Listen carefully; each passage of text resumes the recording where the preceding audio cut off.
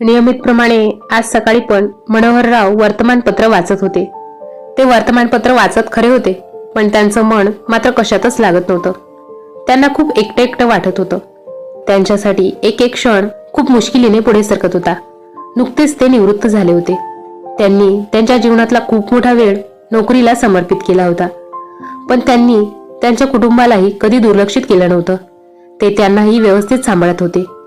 शहरात येण्यापूर्वी मनोहरराव त्यांची पत्नी आणि मुलगा केतन सोबत गावातच राहत होते, पण केतनच्या शिक्षणासाठी त्यांना गावातून शहरात यावे लागले. त्यांनी राहण्यासाठी तिथे स्वतःचे घर घेतले. सगळं सुरळीत चालू असताना 4 वर्षांनी त्यांची पत्नी यांचे मेंदूत ताप गेल्याने निधन झाले. मनोहरराव खूप दुःखी झाले होते. त्यांचा आधार गेला होता. जगण्याची त्यांची इच्छा जणू मेलीच होती.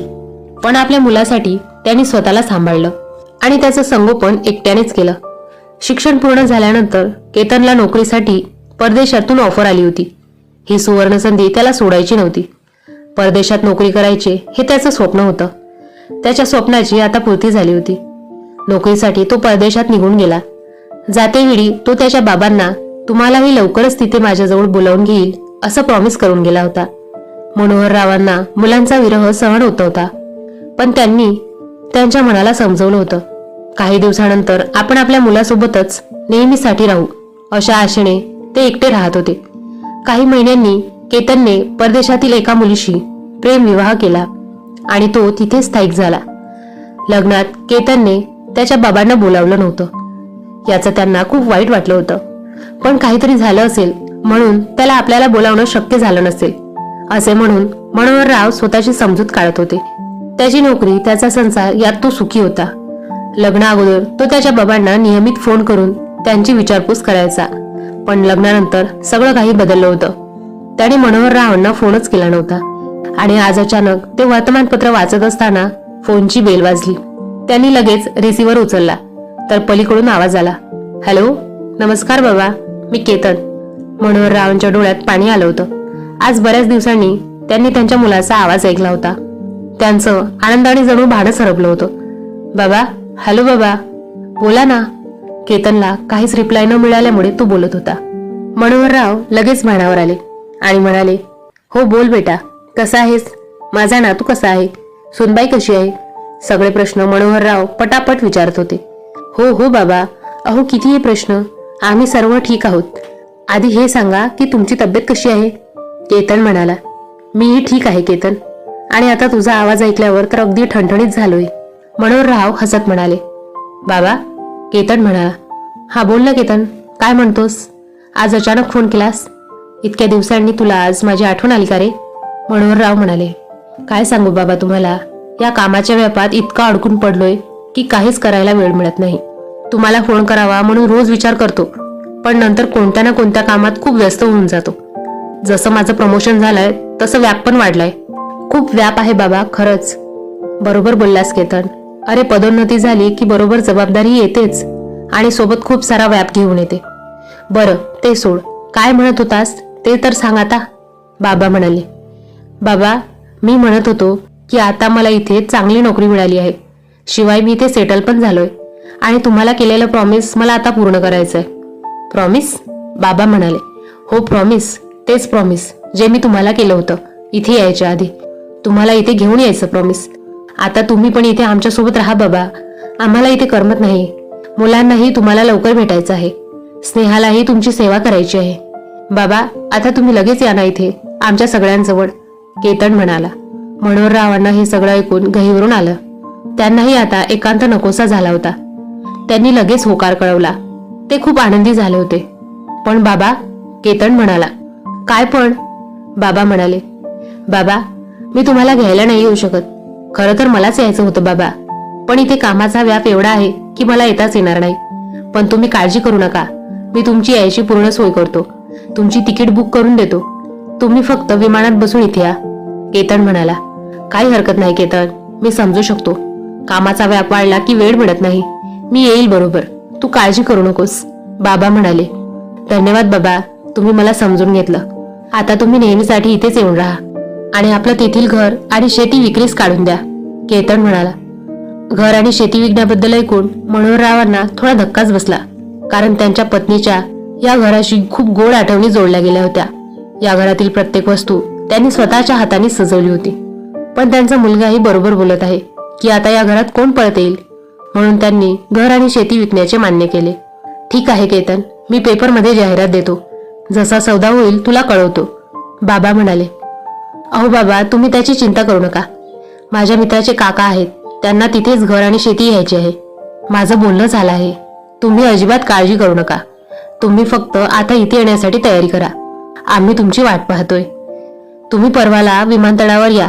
तिथे माझा मित्र सूरज कदम तुम्हाला घ्यायला येईल, केतन म्हणाला. ठीक आहे बेटा, मी येतो लवकर, मनोहर राव म्हणाले. दुसऱ्याच दिवशी केतनच्या मित्राचे काका तिथे पोहोचले आणि त्यांनी सगळी घराची आणि शेतीची कागदपत्रे मनोहर रावांकडून घेऊन घेतली आणि पैसे केतनच्या बँक अकाउंटला जमा केल्याचे त्यांना सांगितले. आता मनोहर राव काळजीमुक्त झाले होते. इकडलं सगळं विकून ते परदेशी मुलाजवळ जायला तयार झाले होते. ठरलेल्या दिवशी मनोहर राव विमानतळावर पोहोचले. केतनने सांगितल्याप्रमाणे ते 2 तास आधीच पोहोचले होते. ते आज खूप खुश होते. ते केतनच्या मित्राची म्हणजे सूरजची वाट बघत बसले होते. त्यांचे मन त्यांच्या भूतकाळात हरवून गेले. शहरात आल्यावर मनोहर राव भाड्याने राहत होते, पण आपलं एक स्वतःचं घर असावं असं नेहमी त्यांच्या पत्नी रेखा हिला वाटायचं. त्यासाठी ती खूप काटकसर करत होती. बायकोच्या आग्रहास्तव त्यांनी लोन काढून एक फ्लॅट विकत घेतला होता. सगळे खूप आनंदाने तिथे राहत होते.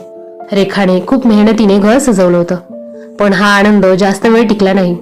दुर्दैवाने 4 वर्षाने रेखाचा मृत्यू झाला. बायकोच्या जाण्याने मनोहरराव अगदी एकटे पडले होते. एवढ्या मोठ्या घरात एकट्याने राहिल्याने त्यांचे मन कुठेच लागत नव्हते. तितक्यात अचानक मनोहरराव भानावर आले. त्यांना जाणवले की खूप उशीर झाला, पण अजूनही सूरज आलेला नाही. सायंकाळ होत आलेली होती. बघता बघता 3 तास उलटून गेले होते. अमेरिकेला जाणाऱ्या फ्लाईटच्या काउंटरवर मनोहर रावांनी विचारले, मॅडम, अमेरिकेला जाणारे विमान किती वाजता आहे? सर, अमेरिकेला जाणारे विमान 2 तासांपूर्वी निघून गेले आहे आणि आता एकही विमान आज अमेरिकेला जाणार नाही आहे. महिलेचे म्हणणे ऐकून मनोहरराव चकित झाले.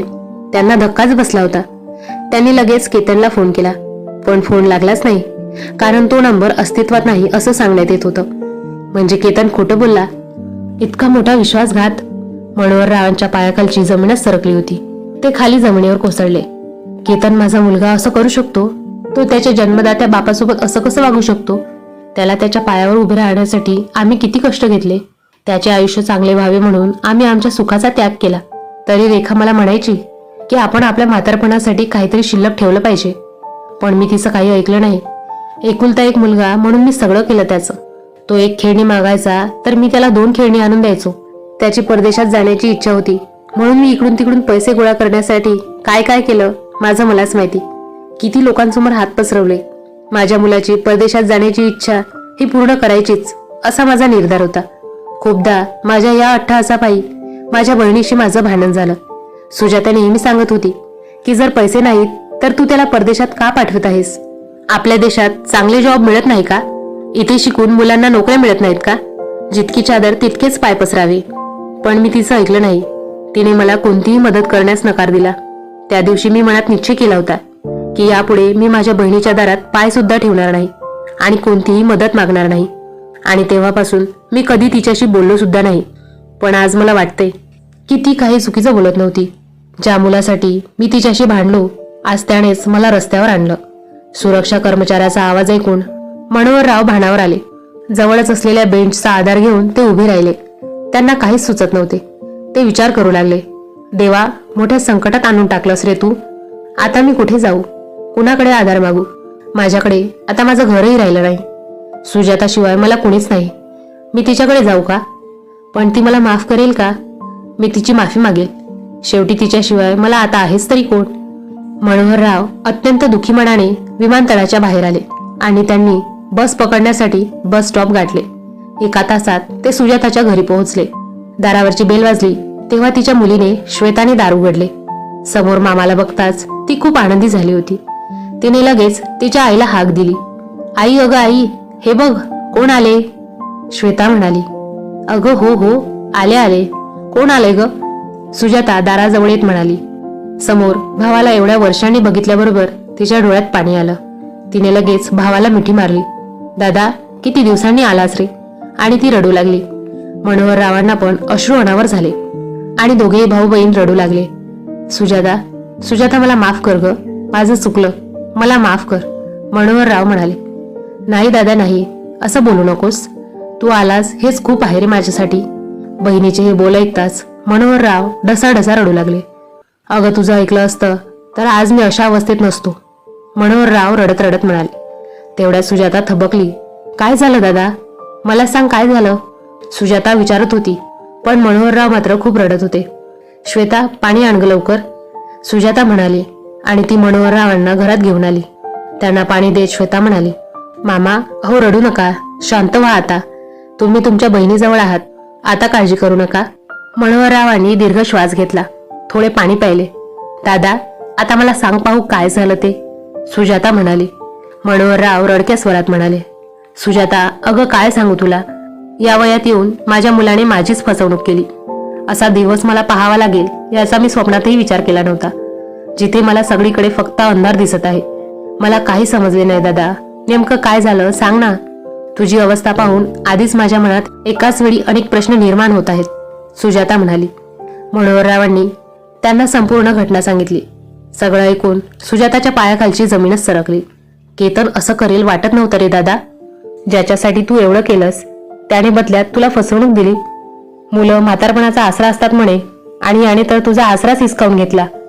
आई वडील हाच दिवस पाहण्यासाठी आपल्या मुलांना लहानाचं मोठं करतात का? किती स्वार्थी झाली आहे रे आजकालची पोरं, सुजाता म्हणाली.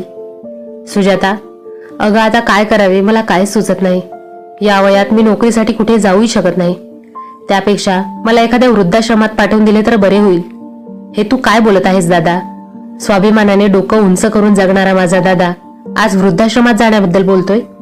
दादा, तू असं कसं बोलू शकतोस? आम्ही तुला परके आहोत का? हे घर तुझंही आहे. हो मामा, आजपासून तुम्ही इथेच राहायचं आमच्या सोबत, रडक्या स्वरात श्वेता म्हणाली. दोघींचे बोलणे ऐकून मनोहररावांना थोडा आधार मिळाला, पण त्यांना त्यांच्यावर ओझे व्हायचे नव्हते. त्यामुळे ते अजूनही चिंतित होते. रात्री सुजाताने जबरदस्तीने मनोहररावांना जेवण करायला लावलं. मनोहररावांना काहीही खायची इच्छा नव्हती, पण बहिणीसाठी त्यांनी अर्धी पोळी खाल्ली होती. सकाळी सुजाताने सगळ्यांसाठी नाश्ता बनवला. मनोहररावांना नाश्ता दिला आणि श्वेताला तिच्या रूम मध्ये नेऊन दिला. श्वेताला बरं नाही का ग, तिला रूम मध्ये नाश्ता नेऊन दिलास? मनोहररावांनी विचारलं. नाही रे दादा, तिची सकाळची बॅच असते, ती ऑनलाईन क्लासेस घेते ना. सुजाताचं बोलणं ऐकून नाश्ता करून मनोहरराव श्वेताच्या रूम मध्ये गेले. तिला ऑनलाईन क्लासेस घेताना पाहून मनोहररावांच्या मनात काही विचार आला आणि श्वेताचा क्लास संपल्यावर ते तिला म्हणाले, अगं श्वेता, मला एक गोष्ट सांग, मी देखील ऑनलाईन क्लास घेऊ शकतो का? घरी बसून माझ्या मुलाचा विचार करत बसण्यापेक्षा कोणत्या तरी कामात व्यस्त राहणे चांगले. त्यांचे म्हणणे ऐकून श्वेता म्हणाली, का नाही मामा, आजकाल ऑनलाईन क्लासेसचाच जमाना आहे ना. तुम्हाला शाळेत जावे लागणार ना, शाळेप्रमाणे तासनतास तिथे उभे राहून अभ्यास करावा लागणार. तुम्ही तुमच्या सोयीनुसार मुलांना शिकवू शकता, आणि असेही तुम्ही इंग्लिश विषयाचे खूप चांगले शिक्षक आहात. श्वेताने लगेच मनोहररावांचा एक ऑनलाईन रिझ्यूम बनवला आणि तो आपल्या शाळेत पाठवला. काही दिवसातच त्यांची नियुक्ती झाली. मनोहररावांना खूप आनंद झाला होता. आता आपणही बहिणीवर ओझं नाही राहणार, घर खर्चात आपणही हातभार लावू, याचा त्यांना आनंद होता. आता त्यांना ऑनलाईन अभ्यासासाठी चांगले पैसे मिळू लागले होते. अगदी सकाळी 9 ते 12 वाजेपर्यंत ते फोनवरून मुलांना ऑनलाईन शिकवायचे आणि त्यांचा खर्च स्वतः सांभाळायचे. आता त्यांना जगण्याचा एक उद्देश सापडला होता. ते पूर्वीपेक्षा अधिक तंदुरुस्त आणि निरोगी झाले होते. आता ते त्यांच्या आयुष्यात समाधानी होतेच, पण त्यांना गरीब मुलांसाठीही काहीतरी करायचे होते. त्यामुळे मुलासाठी स्वतःचे कोचिंग सेंटर सुरू करण्याचा विचार त्यांनी केला आणि या कामातही त्यांची भाची श्वेता हिने त्यांना मदत केली. श्वेताच्या मदतीने त्यांनी एक जागा भाड्याने घेतली, जिथे त्यांनी आपले कोचिंग सेंटर उघडले. इतर विषयांसाठीही प्रशिक्षण देण्यासाठी त्यांनी शिक्षकांची नियुक्ती केली. त्यांच्या कोचिंग सेंटरची फी फार नव्हती आणि ज्या मुलांना फी भरता येत नव्हती त्यांनाही ते फुकट शिकवू लागले.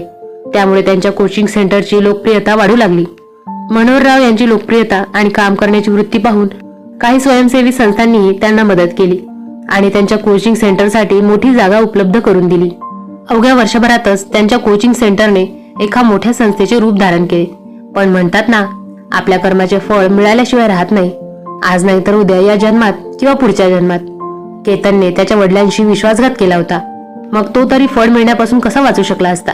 त्याने वडिलांची फसवणूक करून पैसे घेऊन ज्या मित्रासोबत भागीदारी करून बिझनेस स्टार्ट केला होता त्याच मित्राने त्याला फसवून सगळे पैसे गडप केले. बिझनेस स्टार्ट केल्यामुळे त्याने नोकरी सोडली होती, पण आता त्याच्या हाती काहीच उरले नव्हते. त्याचं परदेशात राहणं आता कठीण झालं होतं. सगळे पैसे संपत आले होते, म्हणून त्याने कुटुंबासह आपल्या भारतात सासरी राहण्याचे ठरविले आणि ते भारतात परतले. भारतात परतल्यानंतर केतन, त्याची पत्नी आणि मुलासह सासरच्या घरी राहू लागला. शेवटी किती दिवस तो असा सासरी राहणार? त्यांच्या पैशावर जगणार होता. तो नोकरीच्या शोधात होता, पण त्याला कोणतीही मोठी नोकरी मिळत नव्हती. छोटीशी नोकरी तो करू इच्छित नव्हता. तो त्याच्या आयुष्याला पूर्णपणे कंटाळला होता. पण करणार तरी काय? तो कसे बसे आपले दिवस काढत होता. तो रोज वर्तमानपत्रात नोकरी शोधत असायचा. असंच एकदा वर्तमानपत्रात त्याला त्याच्या वडिलांचा फोटो दिसला. आलेल्या समस्यांना घाबरून न जाता शून्यातून नवीन विश्व निर्माण करणारी व्यक्ती म्हणजेच मनोहरराव. वयाच्या 65व्या वर्षी आपल्यातील शिक्षकाचे पुनरुज्जीकरण केले आणि आजच्या ज्येष्ठांसाठी प्रेरणादायी उदाहरण ठरले. मनात जर इच्छा असेल तर व्यक्तीला वय काय कुणीही अडवू शकत नाही. ते एक महान शिक्षक आहेत. त्यांनी गरीब मुलांना मोफत शिक्षण देण्याचा खर्च उचलला. त्यांच्या या प्रशंसनीय कार्याची दखल घेऊन सरकारकडून त्यांना बक्षीस दिले जाणार आहे. हे वाचून केतनचा त्याच्या डोळ्यांवर विश्वासच बसत नव्हता. केतनला आश्चर्य वाटले. यांच्याकडे काहीही उरले नसून ते इथपर्यंत कसे पोहोचले, तेही पुरस्कारापर्यंत. वर्तमानपत्रात प्रसिद्ध झालेल्या बातम्यांसोबत त्यांच्या कोचिंग सेंटरचे नाव आणि पत्ताही दिला होता. आता बाबांचा पत्ता सापडला. बरं झालं. आता बाबांना माफी मागून घेतो. बाबा मला लवकर माफ करतील आणि माझी मदतही करतील. शेवटी त्यांचा एकुलता एक मुलगा आहे मी, केतन म्हणाला. तो दुसऱ्याच दिवशी आपल्या पत्नी आणि मुलासह त्या पत्त्यावर पोहोचला. तिथे पोहोचल्यावर तो तिथलं सगळं बघतच राहिला. पत्नी आणि मुलाला घेऊन तो आत जायला निघाला. त्याला गार्डने अडवले आणि विचारले, आपण कोण? त्यावर केतन म्हणाला, मी त्यांचा एकुलता एक मुलगा. केतन, मुलगा? पण त्यांना तर कुणीच नाही. पत्नी होत्या त्या पण मरण पावल्या. बरं, तुम्ही ते बसा. सर आले की मी त्यांना विचारून तुम्हाला आत पाठवतो. थोड्याच वेळात मनोहरराव ऑफिसमध्ये आले. त्यांना कामाची घाई असल्या कारणाने त्यांचं बाजूला लक्षच नव्हतं. पण केतनने मनोहररावांना बघितलं. तो त्यांना आवाज देणारच तोच ते आत गेले. वडिलांना एवढं श्रीमंत बघून त्याला खूप आनंद झाला. आता त्याचेही सुखाचे दिवस येणार या विचारानेच तो खूप सुखावला होता.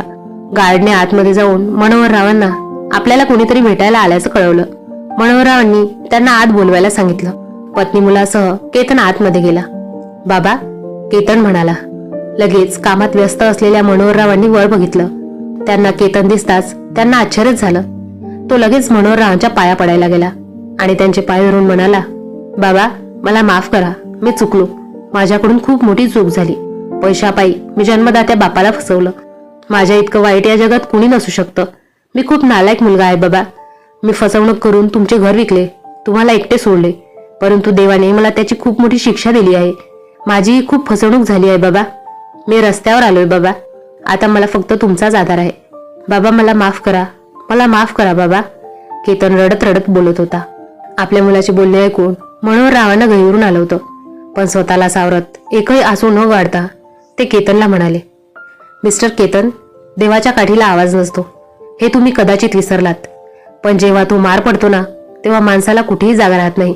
आणि राहिला प्रश्न माझ्या माफीचा, तर तुम्ही माझ्यासोबत जी काही फसवणूक केलीस त्याबद्दल मी तुम्हाला कधीच माफ करू शकत नाही. तुम्ही एका वृद्ध बापाचा विश्वास तोडला आहे. मला इथे एकटं मरायला सोडून जाण्याआधी तुमच्या मनात माझ्याबद्दल एकदाही विचार आला नाही. किमान याचा तरी विचार केला असता की तुमचे वडील म्हातारे कुठे राहतील, काय खातील.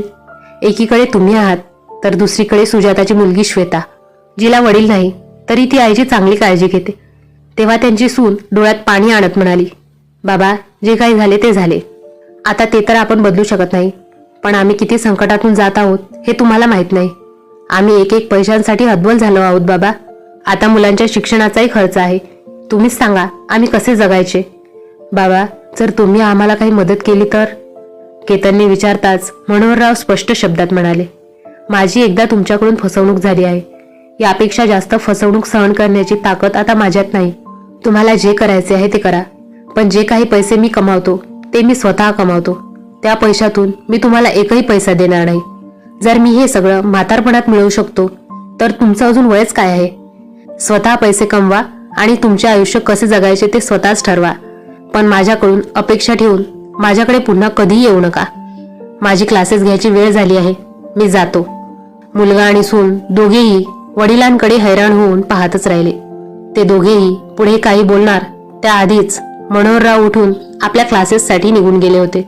मुलगा आणि सून दोघेही तोंड लटकवत परत निघून आले. आता त्यांच्याकडे पश्चाताप करण्याशिवाय दुसरा कोणताही पर्याय उरला नव्हता. मनोहररावांनी जे काही केले ते योग्य होते का हे कमेंटमध्ये नक्की कळवा. तुम्हाला हा व्हिडिओ आवडला असेल तर नक्की लाईक करा आणि अशाच छान छान कथा ऐकण्यासाठी चॅनलला नक्की सबस्क्राईब करा. धन्यवाद.